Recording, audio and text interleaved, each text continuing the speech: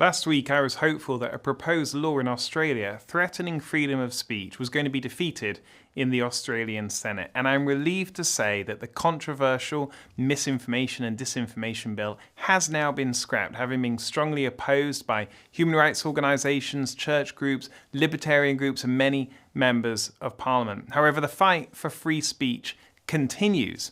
My name's Paul Coleman. I'm a lawyer specialising in human rights and international law, and I've worked on the issue of free speech my whole career.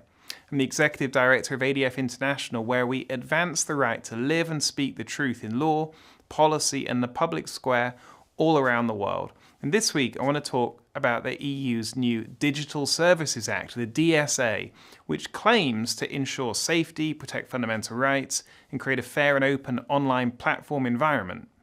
That's the claim, but this extremely complex and far-reaching new law goes much further than that. It gives the European Commission powers to investigate and prosecute alleged illegal content online as they pledge to fight online material they consider to be hateful, harmful, or mis- or disinformation. Well, don't let these familiar words fool you into consenting to free speech suppression across the world. In reality, there are no clear definitions of any of these terms, meaning that, as we've said before, it will be those in power who decide what can and cannot be said. The DSA has only just come into force, so it's too early to say how exactly the far-reaching law will operate across the EU, but the early warning signs are not good. Elon Musk has already claimed that the other online speech platforms have accepted illegal secret deals from the Commission to censor speech after he was warned by a European Commissioner against spreading harmful content ahead of a simple interview with President Trump. Simply put, the DSA must not be used to turn the European Commission into the new Ministry of Truth, with powers to police speech across the EU and potentially the whole world.